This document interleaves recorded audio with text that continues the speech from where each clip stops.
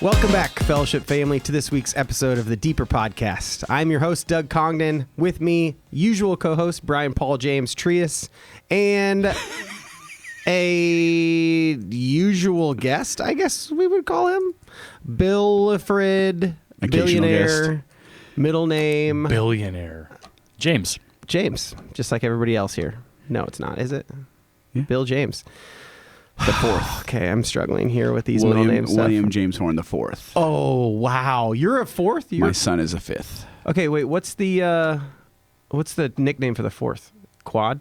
Is there one? You got Trey for 3, Junior for the second or whatever, but is there a fourth nickname? Quattro.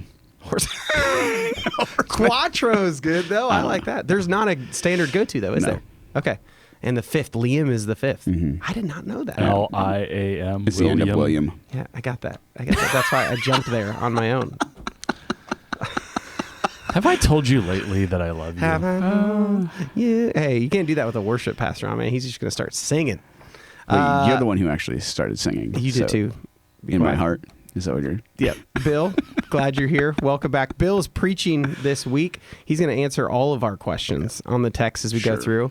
Bill, how much time do you think you've studied James 2, 1 through 13 so far in prep for this? This is Thursday at 1 p.m. that we are talking about this. 27 minutes.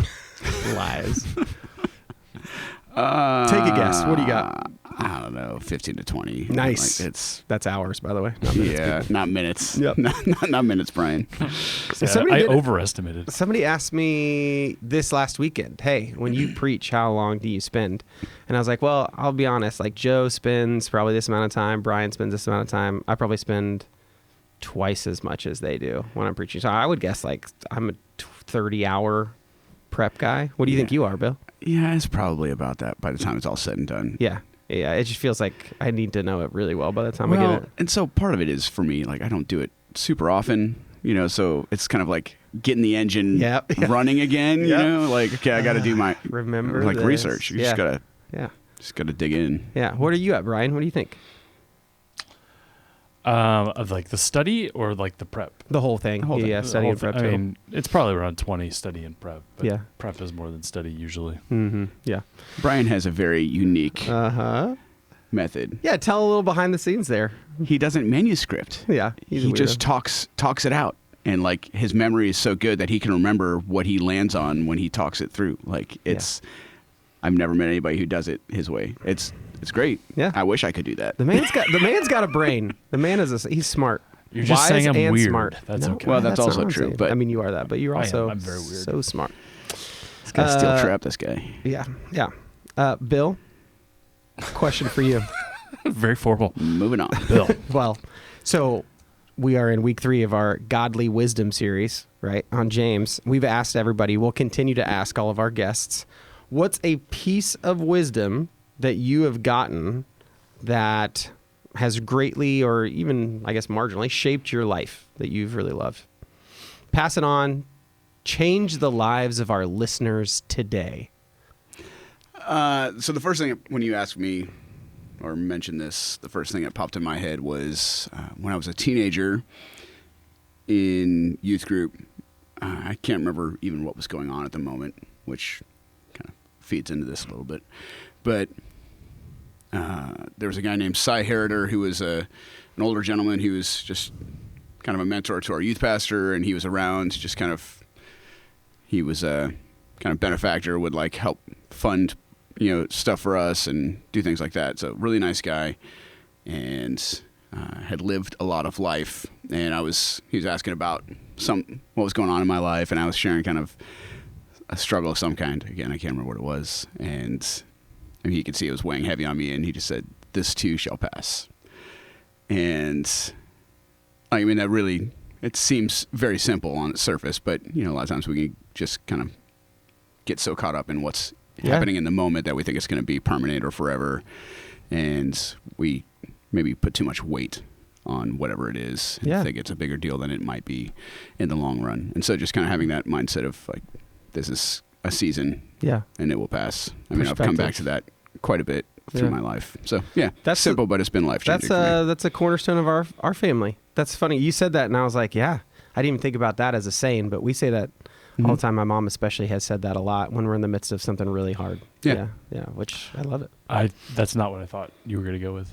Oh, you thought you knew his answer. Wait, what was it? What is it? Mamas, don't let your babies grow to be Browns fans. Also wise sayings. Maybe not as universal. Many years of Or heartbreak. my dad's, those aren't my Browns. My Browns are in Baltimore, which is also true. So Always back to sports. Sorry Yeah, about that. yeah, no, that's all right. Okay, so that leads us to the quick question of the day. I thought that was a good question. QQOT. No, that was just a general. Okay. Yeah, give us your wisdom question. Okay, so I am going to go a slightly different direction, which is, do you allow and have you always allowed your kids to participate in Halloween? And if so, favorite costumes that they've ever worn. What do you got? Oh, man. Because we are one day away. As my kids have reminded me 35 times this week, Yeah. Halloween is on Friday. Yeah. Tonight is finish the Soren's costume. Oh, gosh. That's great. Actually, tonight for us might be actually carve the pumpkins that Yeah, we that bought too. like We 3 haven't- weeks we ago. haven't done Haven't that either. carved. Yeah. So we got some catch up to do. What's Yeah. Halloween? What's Nice. Good. Good one. 100%. We have always done Halloween. I can't remember. One year, our whole family went as Star Wars people. Oh, the whole fam. Do you Yeah. normally do all family costumes? Or is No. that rare? Okay. That's No. super cute. Or maybe it was just the kids. They were all Star Wars people. I think my daughter was the girl from the new ones. Can't remember her name. Yeah. Ray. Yes, Ray, nice. there Thank you you. go. I was like, this is going to be embarrassing, And guys. I in front of us. think my son was Chewbacca. I don't remember. You have 2 sons, so. Yeah, Okay. Anyway. it was Star Wars. Okay, that's cute. I'll just jump on that because my favorite one is Star Wars, and that our foster kid was like an Ewok. Grogu. No. Oh. That would be cute too. Just put the ears on it? Oh, that'd be so adorable. No. Ewok from the first 3 the little creatures Return that of the on Jedi. whatever Yeah. planet that was. But I Endor. mean, thank you, Endor. I know So the cute. first 3 really so well. Cute. I love that one so much. Anyway, Bill, what do you got? I'll just go along with the theme. So we, along with our best friends in Florida, we've had a couple of Star Wars eras with Okay. costumes, but yes, we've always done Halloween. Answer the first question, but one year we dressed up with 2 families, like we did it together and kind of did the full Star Wars outfit. So my friend Chuck was Han Solo, his wife was Leia. There weren't many female characters, so Diane had to get creative. So I'll get to her last because it's pretty epic. Diane's creative. Well, this costume was next level. But I was Obi-Wan. Ella was what's the one from the prequels? The Queen. Amidala, yeah. And Liam, Soren wasn't born yet. Liam was Yoda. Yes. And it was adorable. Like he had like the Yoda little top thing with the ears. That thing had a lot of life after that. And my friend's son, who was Ella's age, he was Luke. And then their daughter, who was Liam's age, was I think she was an Ewok.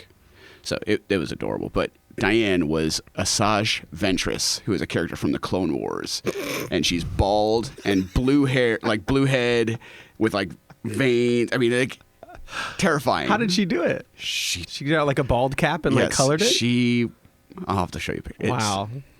She went all in. It was crazy. Classic Diane. Okay. But the Yeah. second favorite one, Soren later Yeah. was a porg, which is like the little fluffy, like the little birds from the island in the new Star Wars Like little movies. guinea pigs. The little guinea pigling things who like get Yeah. all sad when Chewbacca starts cooking some of them, and they're like, So Diane made a huge porg that he wore, Okay.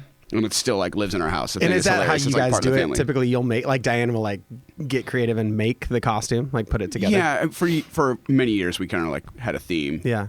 Probably my next favorite one we did the Lego movie. Yeah, yeah. So I was Metalbeard, which that was a lot of fun. Yeah. Perfect fit for you. But like we did the whole yeah. deal. Like between Okay, our family so- and my sister-in-law's So family. every year around this time, if you're connected to social media, right, you'll start to get some posts and or clips or reels or something about people talking about how Christians supporting Halloween is idiotic, right? Because in a sense, it's like supporting the devil's holiday. So I'm sure in ministry, you guys have had to have those conversations at some point. I had one in the middle of the daddy-daughter dance, which was hilarious. Somebody- This year? Yeah, it was fun. It was a friend, but somebody was just like, "Hey, this is."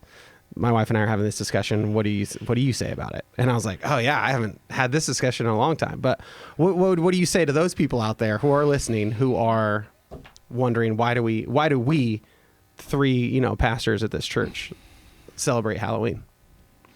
I think just even the phrasing that you just used is what I would talk about. Is I don't celebrate Halloween, like. It's just something people do. So I put a costume on and we go do candy and we participate in what people are doing because it's a good time to hang out with friends and do it. And no one I know is worshiping Satan in the It's process. not like so. we celebrate Easter, right? Like there's meaning to it. Like Purpose. it comes, it goes. There's no like inner looking at myself or looking at the screen. It's a day. Yeah, and even so for me, it's like even just like the roots of it. It's All Hallows Eve. It's like the night before All Saints Day. The Saints Day. And yeah. so it was Yeah. never like this thing, and then it became a thing later. So even like the origins of All Hallows Eve is like it wasn't anything to do with Satan, Yeah. or anything of the kind, So it's just like anything. It's stuff that's been twisted to be something else. Yeah, using that kind of language, my response to him in the moment was like, it's kind of like the meat sacrificed to idols. It's like you take this thing and people may use it for bad, but that doesn't change the like, I'm a Christian, I know how to redeem this or use it for good, right? So I can go, I can buy it's the nothing. meat sacrificed to Yeah, idols. it's nothing, It is 'cause nothing in and of itself. the idol It is nothing. Yeah, right. So anyway, I mean, just I went curious. dressed as Chris Sabo for Halloween one year. Do you You're even gonna know who need that so you're is? gonna need to explain who that is. He knows who I know that who that is. is. I don't. He was a What? third baseman for the 1990 Reds, and he wore rec specs. Yeah, he had like the Sabo! goggles. I know, yeah. Yeah. Okay. Yeah, like I don't know what I'm celebrating by going as Chris Sabo. Rec specs. The next year I went as Crisscross. They You gonna did? make Oh, you you did it all Definitely have backwards? the Jump, street jump. cred for that. Yeah, everything was backwards. My Jabot jeans. You're incredible. I quote them quite often.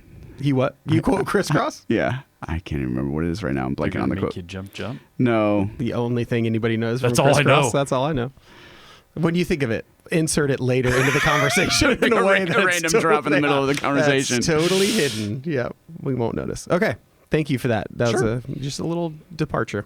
So we are in James 2, 1 through 13 this week. Obviously, by the time you listen to this, you will have heard Bill preach on it and explain it. It is about, why would I do that? Bill, sum it up like briefly the topics that it covers. Yeah, not getting too deep into it. Yeah, so James 2, 1 through 13, he talks about pragmatism, or pragmatism. I mean, Not yeah. many people would just like accidentally use the word pragmatism. Yeah, only somebody who's got a big old brain. Okay.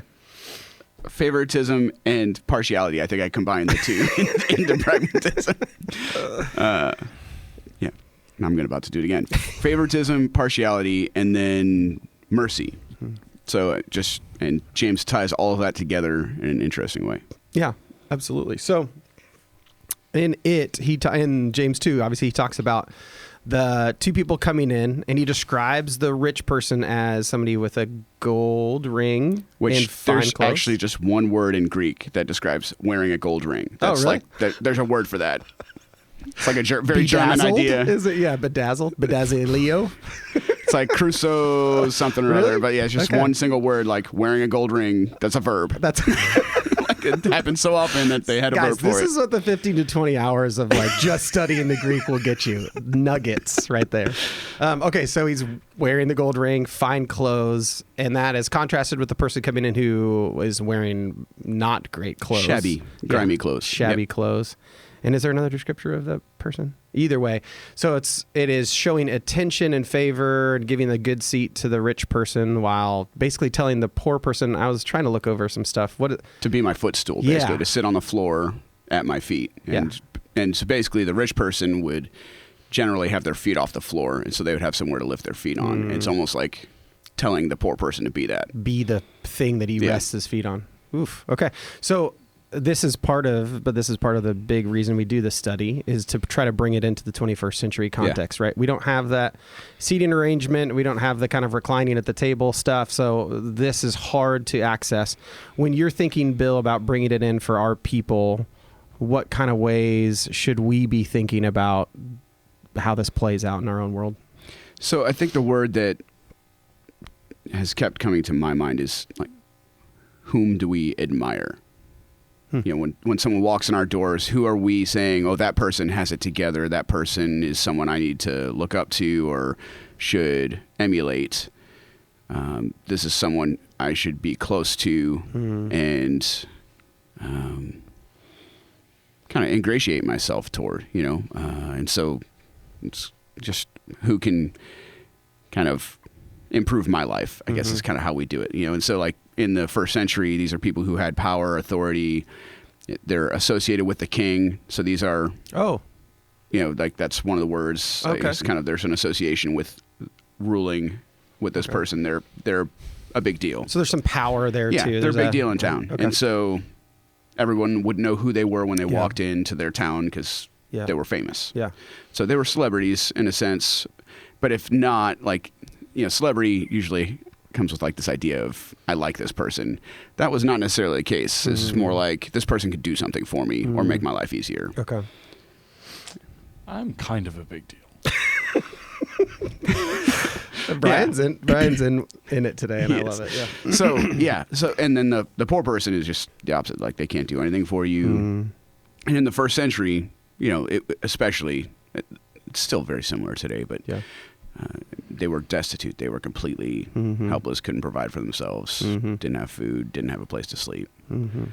So as you studied James, because when I struggle with favoritism, I am continually asking myself, what is it inside of me that wants to give preferential treatment towards the one who maybe looks like they have it all together versus the one who looks shabby?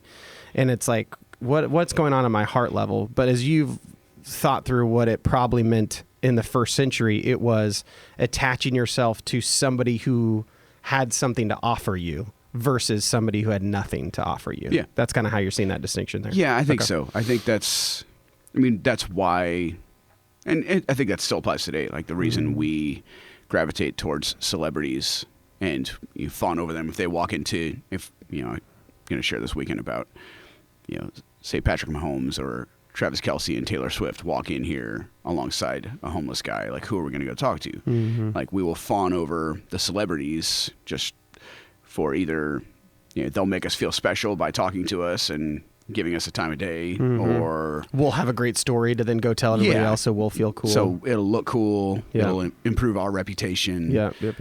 To be associated with them on some level. It will.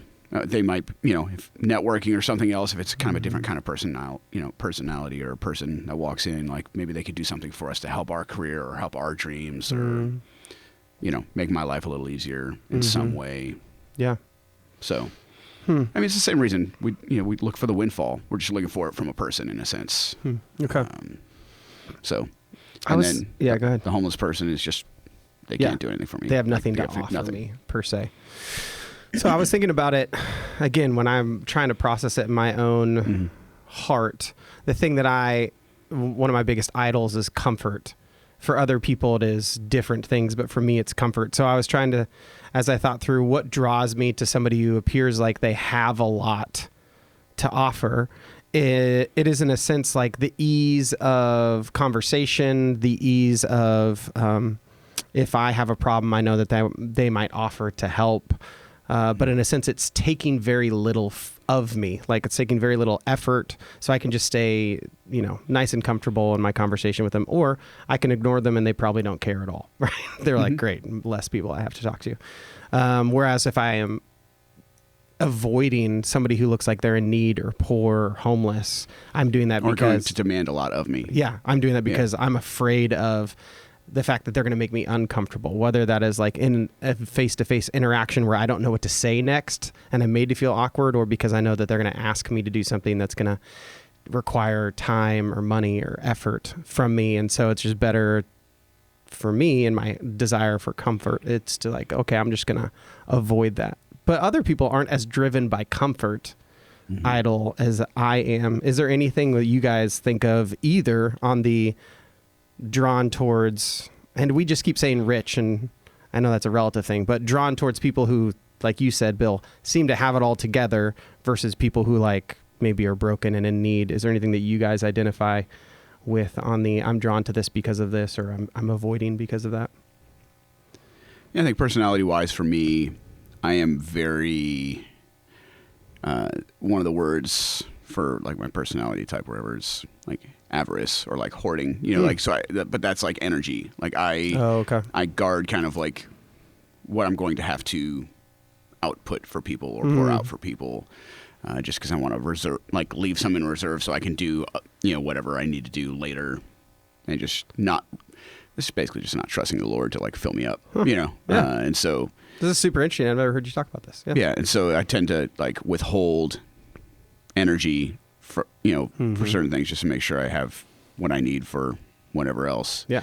And so I think that's like, if I see a situation like this is going to take a lot, Yeah. you know, I'm just like, I just don't even want to I start. don't have you time know? for this. Yeah, I don't have the emotional energy for it. Cause like you know, that kind of, that tank drains very quickly, for me. And so, yeah. That's good. Brian, you got anything? No. Yeah, that's okay. Best co-host ever. I would say it's very similar to what you were talking about. I don't look at people when they come in. Let's just say when they come into church. Yeah, I was about to say, for us, most of our lab feels like the atrium on a weekend. I don't look in and go, oh, that person has something to offer me. Like I can't even think about a time where I'm like, oh, I could benefit from this relationship, or I'm going to go get to know this person, and maybe I'll get tickets out of it, or maybe I'll get, you know, I don't know. Let me interrupt you and say that's where I struggle, because I know I need to get up to a heart level, but I also am like, I don't think I've ever done that. So what is it deeper in my heart that's kind of like right still for me? pushing It's that? like it's the opposite. It's the, what is this going to cost me? Okay. Yeah. Right. And so when someone comes and like there's a problem and it's like, oh, this is not solvable in a 5-minute conversation. Yeah. This is going to require visits. This is going to require counseling. This is going to require, you know, making myself uncomfortable. There's something in me that's like, run, Yeah. get someone else. Right. And so that's having favoritism in the sense of wanting to be around people who are not going to tax me. Exactly. Or not going to cost me anything. Yeah, your favoritism isn't for rich people. It's just for people who are not going to have a bunch of problems for you. Yeah.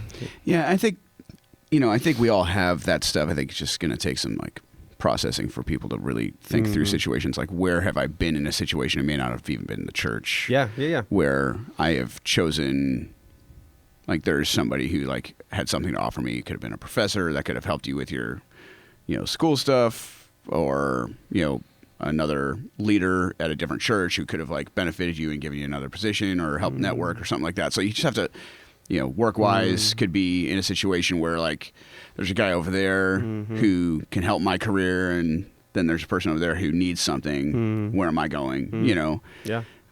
We don't view them as equal. And I think that's the thing. It's like, it's viewing people with God's eyes rather than the world's eyes. The world, you know, stratifies everything based on success and power and money and status and things like that. And we're just not to look at the world that way. I guess that's the thing. And so, I mean, you make a good point though, because rarely in our world are things stratified easily, but at work is one where it is almost always a hierarchy of some employee to employer relationship. So you immediately said that, and I thought, how many times at work are we focused on, worried about engaging people above us to win their approval versus helping, or even just engaging, having a relationship with the people who are below us in the food chain, in a sense. And that's a good thought, because again, it is tough to think sometimes of how we stratify,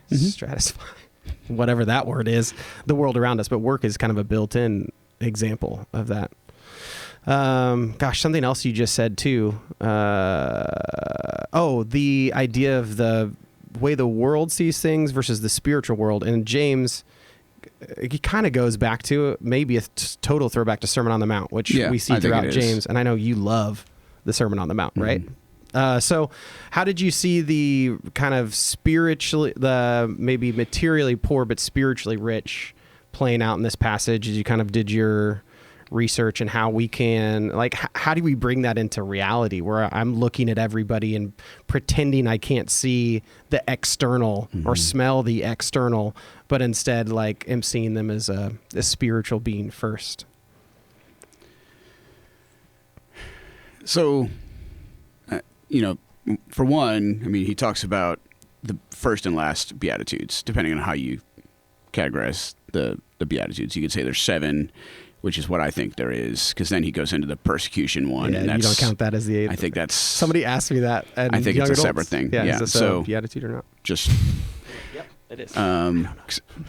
And to go full nerd, I think it's chiastic. Never and so go I think, full nerd. Never go Never go full nerd.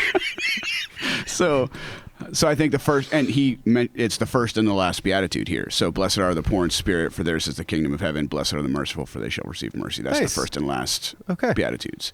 And so I think, Good point. and with that structure, that he's tying, those are tied together even in the sermon. Okay.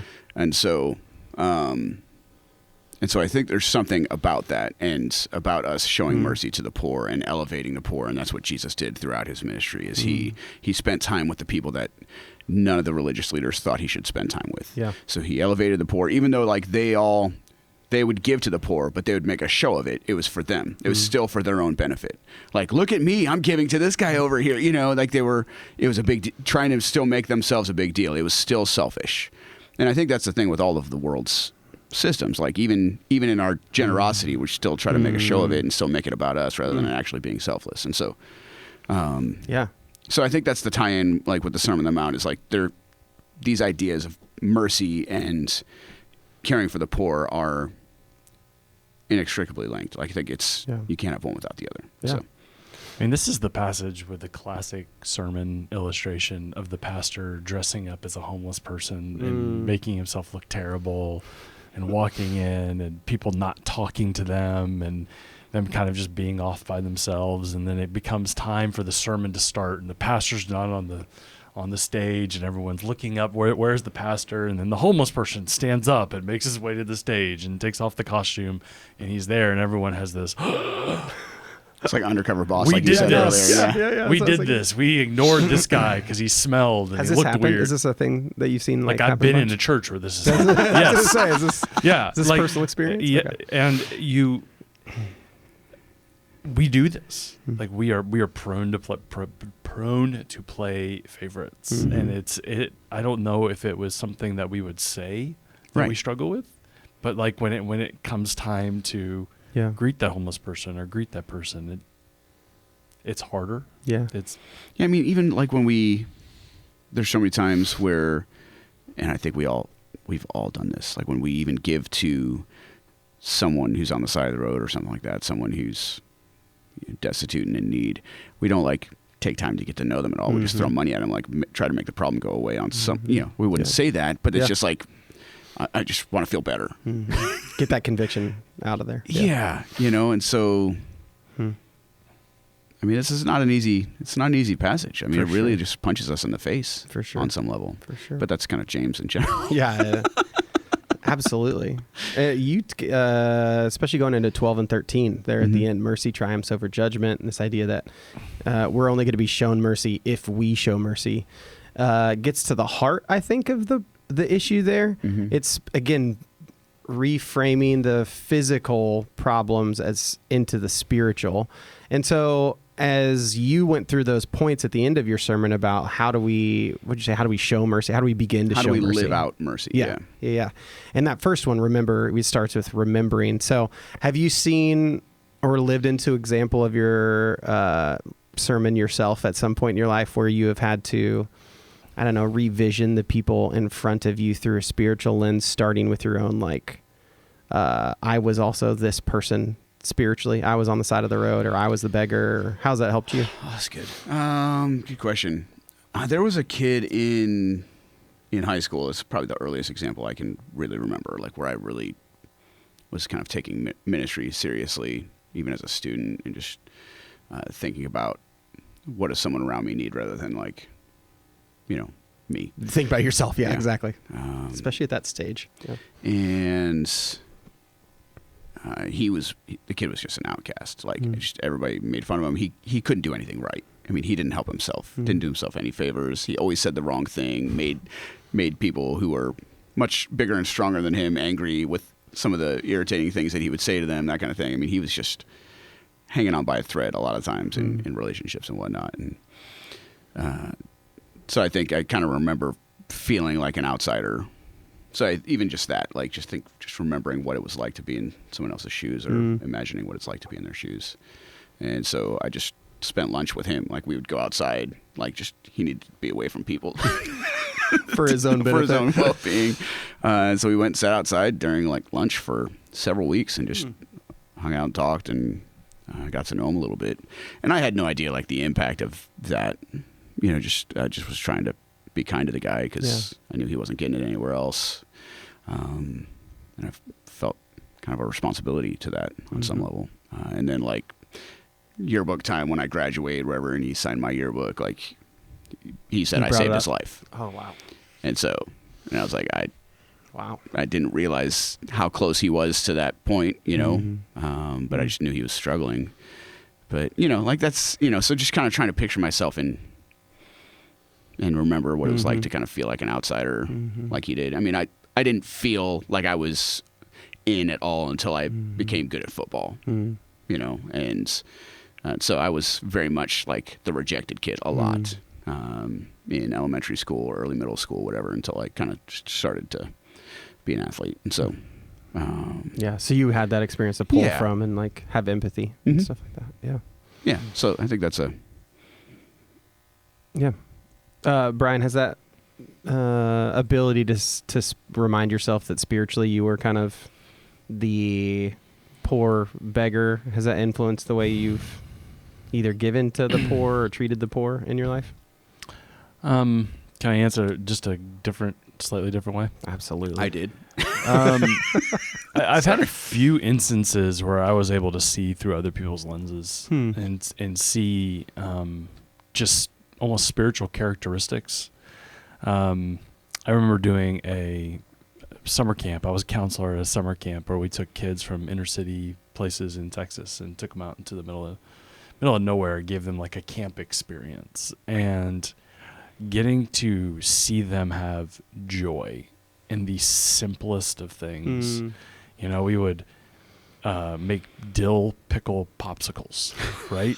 Because we'd take the pickle juice from the jars and we'd put them in the little things upside down, and we'd put them in the freezer, and then later on that day in these hot Texas summer days. Is this like an anti-cramping snack too? No, it's just making do with what we had, Yeah. and like they just had so much joy. And then you go back to your church and you do children's ministry, and these kids are bratty and they have everything, and you're just like, I understand what joy looks like. These are generic Cheetos. When I was in seminary, I worked at a Like T-shirt a specific- printer, and it was called the Purple Giraffe. And there were people who worked with me that I'll just say I doubt they were citizens. And you spend time with them, you start to hear about their families, and then one day, like I always would forget lunch or wouldn't have lunch or have to go do something. And one day, one of these women just brought me a plate from her house, and it was incredible. And I looked at them and I was like, you guys, I know what you're making here is not great. You guys don't have a ton, and yet you are so generous with me. And then when I started working at Northwest Bible in Dallas, when I was with Rodney, he was the first African American that was attending Northwest Bible, which is about 1,500 people. Like, just talk about standing out, Yeah. So he invites me to his daughter's birthday party, and I don't think anything of it. And we show up to this birthday party, and Betsy and I are the only white people at the party. Yeah. And all of a sudden I'm looking around and I'm just feeling uncomfortable. Right. And I caught eyes with Rodney, and it was kind of like, you get it now? Yeah, see? Like, And this is such a small thing. Yeah. oh, and so you start to understand, looking at things through different people's eyes. And so like having some of those real world experiences helps you see people on a different level.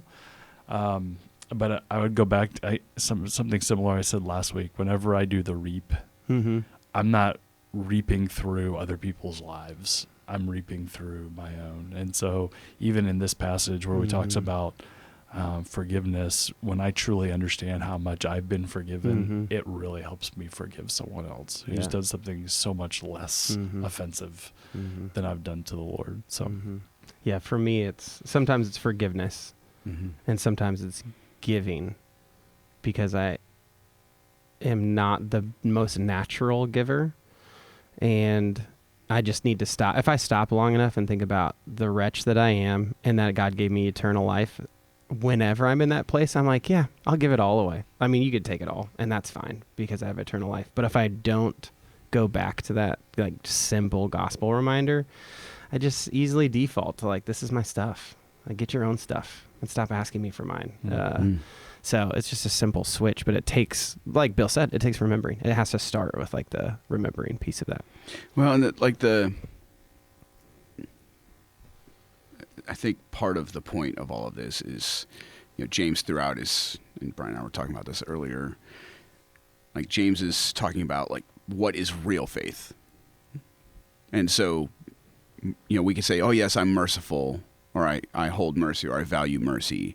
But until it's actually doing anything, is it real? Yeah, it doesn't count. Is love real if I don't show my wife I love her in tangible ways? I could say it till I'm blue in my face. But like, that doesn't mean anything. You know what I mean? It's got to be lived out in some way. Same with faith that we're going to talk about next weekend. And so, in the words of Michael W. Smith, love isn't love till you give it away. Wow.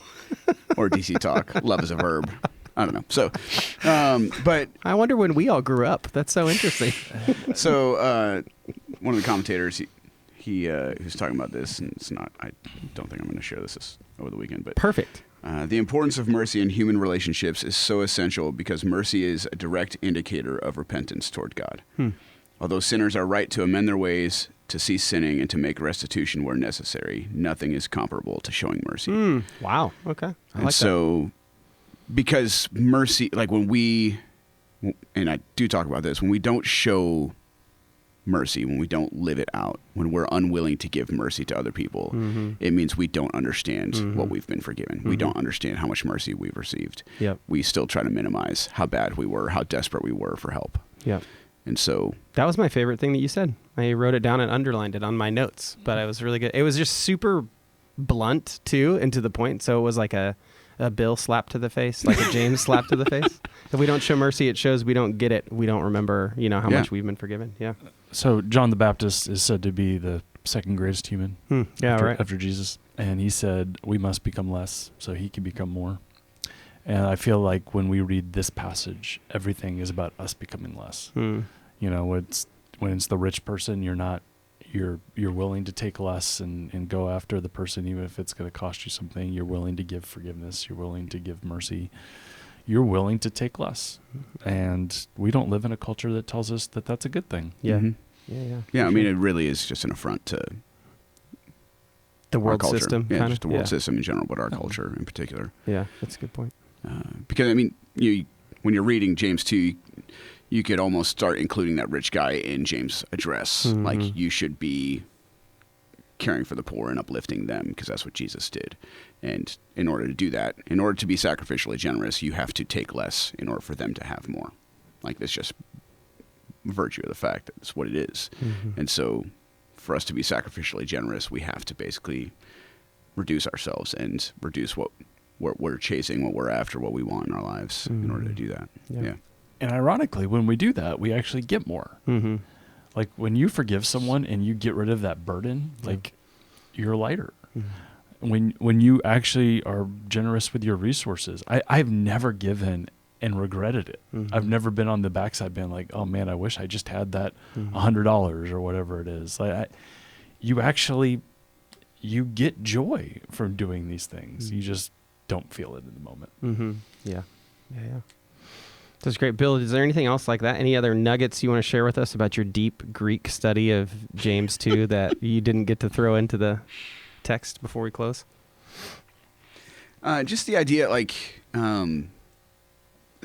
that giving to the poor, like giving alms, I mentioned it, but I didn't have time to go way down the rabbit hole here. But that is perhaps the most tangible way to show mercy, because it really is someone who can give you nothing. You have nothing to gain from them that you can see.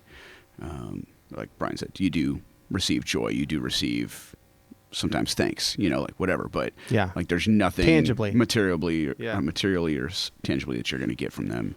And so there is no purer expression of mercy than to give to the poor is kind of where it lands. And I mean, you got Hosea 6, I desire mercy, not sacrifice.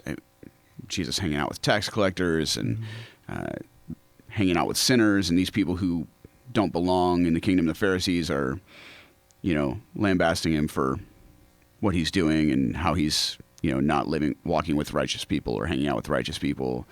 And that's when he brings that quote up. I desire mercy, not sacrifice. Go learn what this means. I love that. I know. I love that phrase. Go learn about this one, guys. And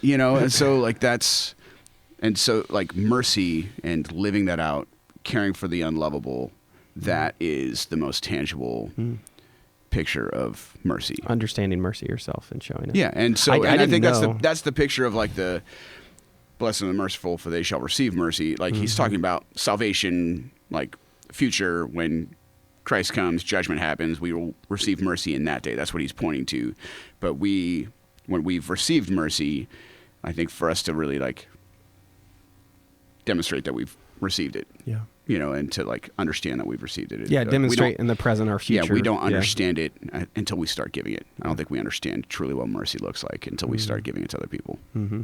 I didn't know that alms came from the word for mercy. Yeah, so cool. Old English, almesse, and then, or almessa, or almes, and then that's from the Latin, which is... You're doing it right now live. Almasune, which is from the Greek. You could make it up. Nobody's looking it up. Yeah. Almasune, which is very similar to the Greek one, and then which is alemon, which is the verb for giving mercy. Did you say a lemon? That's what it looks like, yeah. Eleemon, and then it's eleos, which is mercy. So it stems all the way back to Greek. That's so interesting. Almsgiving was giving mercy physically. Yeah, I like that. The more you know, guys. The more you know. That's exactly where I went. The rainbow and the star, baby. Or G.I. Joe. Now you knowing is half the battle. Bill, thanks for sharing your study and your time with us and your wisdom. I appreciate it. Brian, thank you for everything that you bring to the table. All of it. All of it. Bill, will you pray for the people who are listening in our congregation to be able to start living into this? Yeah. Thanks. Father, thank you so much for your word and for how it doesn't follow the world's way of doing things, but really calls us out into a new way of living. And Lord, it's hard, and it really just confronts some of our some of the things we hold, some of the beliefs we hang on to, some of the misperceptions we have, the lenses we wear when we look at this world. And so, Lord, give us your eyes, give us your heart for everyone we encounter, and help us to see people with your eyes. Help us to love them with your heart, and help us to extend the love and mercy and grace that you've given us to others. Help us to see one another through the eyes of faith rather than material success and status and all of that stuff. So just change us, Lord. Make us a church that just really demonstrates and lives out mercy here in our community and around the world. And we pray this in Jesus' name. Amen. Amen. All right. Thank you, Quattro. Thank you, Brian. Thank you, listeners, for tuning in to this week's episode of the Deeper Podcast, and we will catch y'all next time.